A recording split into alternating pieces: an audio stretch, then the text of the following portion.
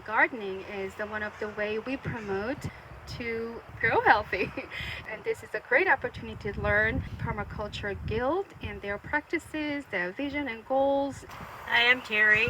I live in Smith River. I grow milkweed. I have a farm and I do permaculture design and consulting. My name's Ken. I live in Brookings. I've got a couple of acres up on the North Bank Chetco that I'm attempting to apply permaculture principles to, and we're here to help spread the word about permaculture and get the community a little more educated. My name's Dave Salmon, and we have a couple acres in Fort Dick, my wife Hope and I, and we've been trying to practice permaculture there for a couple years.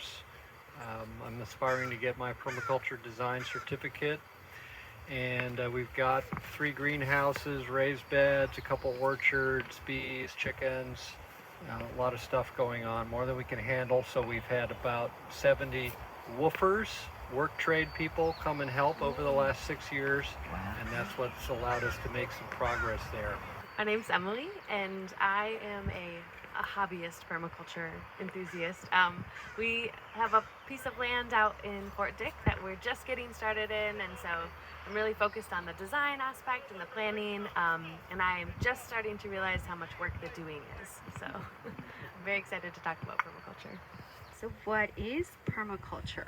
There's a lot of different definitions. If you look at permaculture on the internet, there's as many definitions probably as there are people defining it. What it boils down to is an ethical way to live with your neighbors, and your neighbors being everything else on the planet Earth.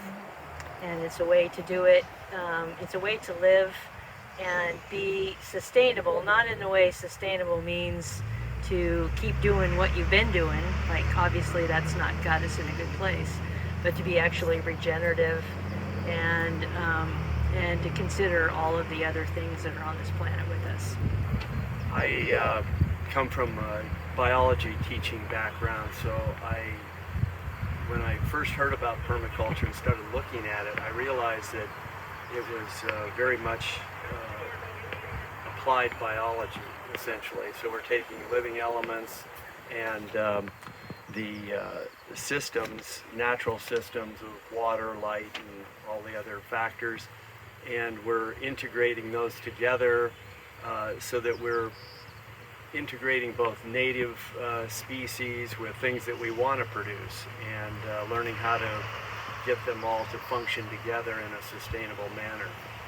So that's kind of how I like to look at it. Permaculture is mimicking nature. That's one way to look at it. Mother Nature knows how to do things, and we try and all the time work against her instead of with her. Another definition of permaculture that I like, it's the art of designing and nurturing beneficial relationships. So instead of looking at the individual components, you're looking at the relationships between things. And so you're planting a food forest, you're thinking about how the apple tree and interacts with the comfrey plant underneath it and the daffodils over here, and how one might be adding nitrogen that another one takes up. One might be attracting beneficial insects, another might be repelling pests. So it's thinking about it as a whole. And permaculture also applies to people too. So it's care for the land, care for people, and sharing the excess are the 3 tenets of permaculture. Another definition I like is revolution disguised as organic gardening. So the face of permaculture, people think, oh, isn't that cute how they're doing the garden? But this really upends our system. Our system is based on extracting stuff out of the planet, making a few people very wealthy, using up the planet. Permaculture ultimately threatens that. Let's hope it does, because we'll never survive if we don't change our ways. And so people don't know how to change their ways, and so permaculture teaches us how to do that. Exactly, it's holistic. I think a lot of it, the thing that sticks out in my brain is stacking functions and stacking relationships, stacking how things work together, how things don't work together. And I think when we think about it in the gardening aspect, that's really obvious. But when we think about in human relationships and as a community, you really have to stack those relationships. Like, obviously, we're all here because we believe in permaculture as a gardening aspect, but we're also here because people in this community need food. And so we're not just here because we love being outside, we're here because there's this need to support other people living here.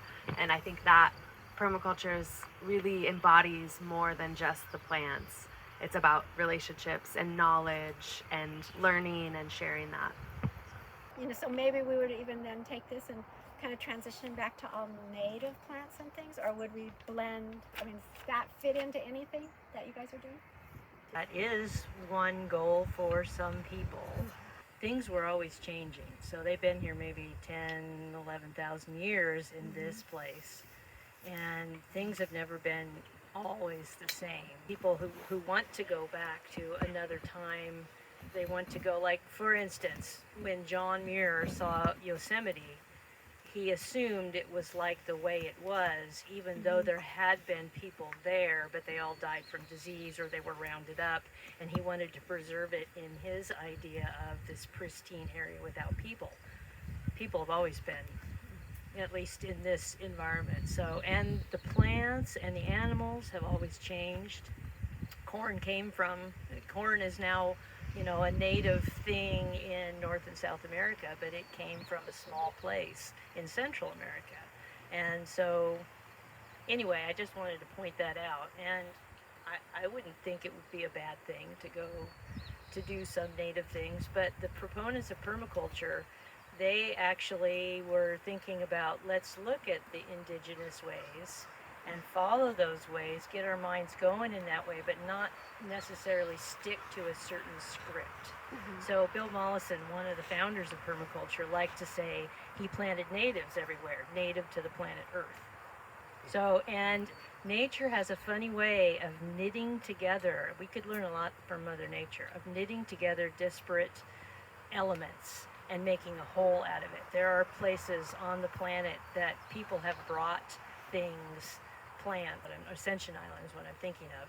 And there was nothing there. It had been deforested, and people brought stuff, and there was no water, and there was no rain, and it was a dry cinder cone. And over 150 years of people bringing their favorite plants, and those plants hopping the borders of their gardens, now there's a cloud forest, now there's waterfalls, and nature has knitted together all these things from all over the planet and made another ecosystem. So I think there's a lot of credit we need to give to Mother Nature for what she can do with what's here.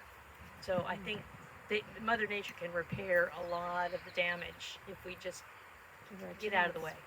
Another phrase I like in permaculture is everything gardens.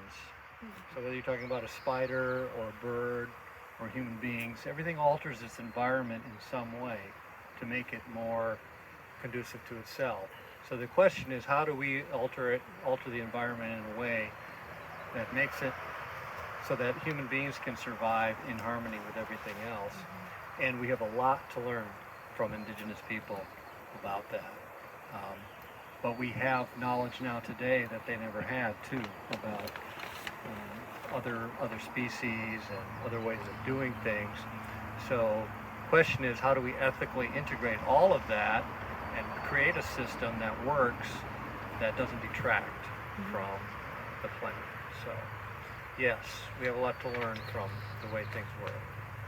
What is the Wild River Permaculture Guild, and how did you get involved in the guild?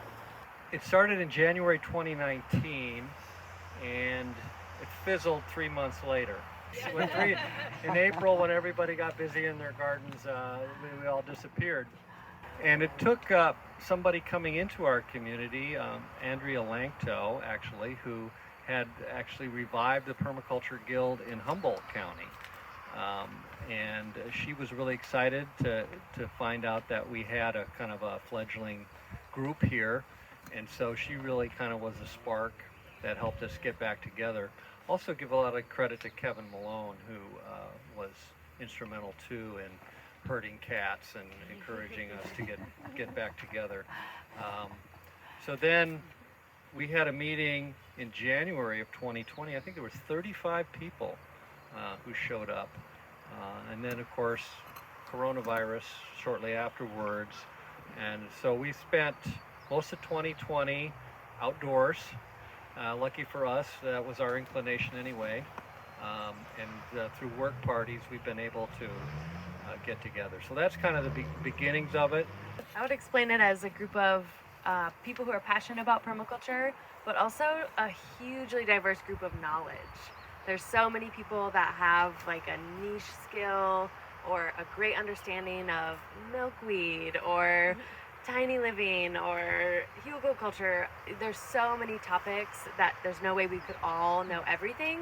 And so I feel like the group works together to balance everyone out, and we can get so much done as a whole that we would never be capable of apart. So I think that's the best explanation I have for it. The word guild comes from a medieval term of apprenticeship.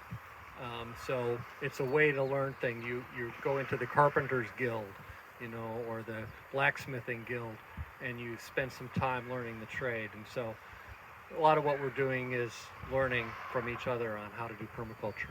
I just sum it up as all of us are smarter than one of us. So we tend to be able to collaborate, and so it's a great resource for no matter how experienced or inexperienced you are. You can always find somebody that can help you, or at least point you in a direction to give you some guidance.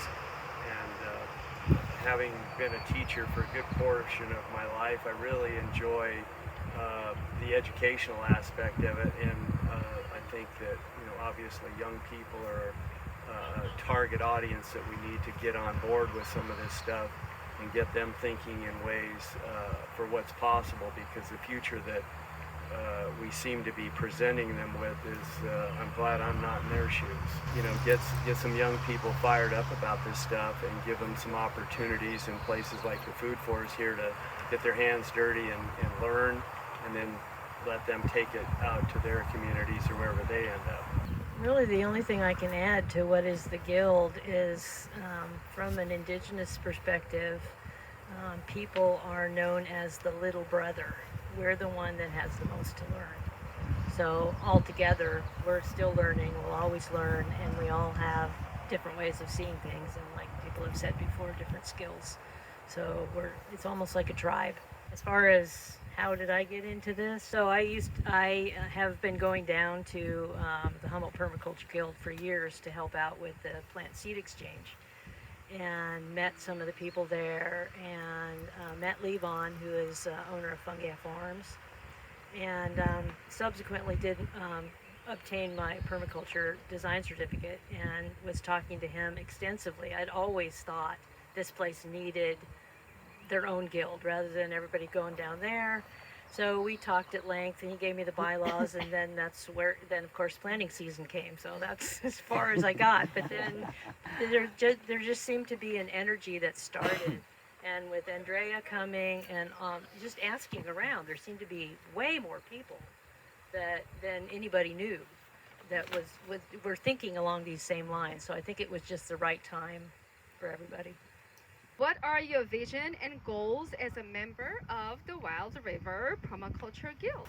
So based on our meetings and talking about the future, obviously we love being outside and gardening, but I think the biggest thing is being a resource in this community, a collection of teachers, a collection of resources, just more of like a go-to resource where if someone says, wow, I need to make a change, or I want to do better and know better, that they have a place to come, and they have people who are knowledgeable and helpful and passionate, and that we can be that tool in this community for each other, for individuals, but also for the sake of the community, and just sharing that knowledge and spreading it throughout Del Norte. Our system of industrial agriculture is killing the planet. So if you have grandkids, think about that. The whole business of biodiversity is our safety net. That's what keeps us healthy. The species are dying, and then in permaculture, whenever you have a monoculture, you're inviting a pest. So now we have 9 billion people, and now we have a pandemic. So this doesn't surprise anybody who studies permaculture. So in addition to preserving our wilderness, we need to also, we can't just have cities, we need also to think about how we can live in such a way that the planet can go on, that the human species can go on. So that is what's important to me about permaculture, is a new way. How do we learn to be human again after we've gone so far off track? So that's the message I hope to bring to people, and I hope everybody can put it together that we need to make a change. And this is the first time that I felt hope in looking at the planet and the future. And my God, what do we do? There's so much to be done. But permaculture seems to have the answer. I don't know if 9 billion people can practice permaculture, but as many of us can, I think we'll be doing the planet and the species a favor. So that's my vision for the Permaculture Guild. We're going to take over the world. One of the things that I see is our role in the community, both as educators, but also just simple, quick projects that you can do. There's a term called perma-blitzing, where you go to somebody's house prior to, we consult with them and figure out what they want to do. We assess what materials we're going to need and tools, and you come in and you bang it out. And then anybody who's going to receive this service has to commit to showing up at somebody else's house. So it builds community, and it, with the end result being that we're connecting people with food, because they're going to be in charge of their own little food, whatever they're doing, whether it's containers or a garden. And it also is going to connect them with their environment. So I think those are great goals. I agree. I have a little tiny backyard, had nothing in it when I moved in, and now it has a garden. How can you reach the people in the community, such as myself? We're very limited right now in our outreach, and that needs to change. I am like totally bored with the internet. It's like, give me dirt, give me plants, let me talk to the cows, whatever. Wild Rivers Permaculture Guild group is on Facebook, and it's the public face still of this, sort of. There are announcements made there. It's kind of random. We have a Google group where we do kind of have a mailing list, and you can get on that, and then you'll be notified about future events. Wild Rivers Permaculture Guild at googlegroups.com. My email address, and then I can make sure you're on the list. One of the things you were talking about is the complex problems. One of my favorite Bill Mollison quotes is, although the problems of the world are increasingly complex, the answers remain embarrassingly simple. We like to think that technology is going to get us out of the fix that technology got us into. But if you take a look at history, it doesn't work that way. So what we need to do is take a look at more enduring principles of sustainability. We meet on the first Monday of every month at 5:30, 6 o'clock. And we try to have a work party on the third Sunday of every month. It's a little different this month, but we're trying to get some more events in Brookings, because we have some solid members up there, and we have been doing pretty much all of our stuff in Del Norte County. So we want to branch out and get up more. At the Food Forest in Crescent City by the high school on Tuesday afternoons from 2 to 5. There's a work party here where they're talking a lot about the principles of permaculture.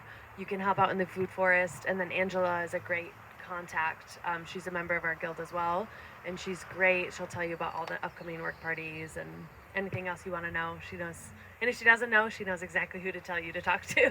So, And she has a great background in medicinal plants. There are people, just plain old people, who like have been hooked into this one passion. It's kind of like a door opening.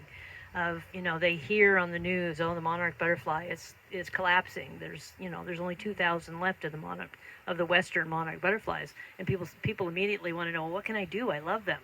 and plant milkweed, and that's like an opening of a door. And then they, maybe they don't grow anything. Well, how do I plant it? And what do I do with it? And then what do I do? And then when the butterfly comes, what do I do? And it's kind of like this, you're reeling people in, and you have the opportunity to teach and maybe open their eyes to other things, that maybe you need to plant some pollinator plants. You got to plant some flowers, because the butterfly has to have something to drink as well as some place to lay eggs. And then they start thinking about things differently. Oh, maybe I can grow my own food, that kind of thing. We're not a clique. Although we've described ourselves as a tribe, you're welcome to join our tribe. So please do.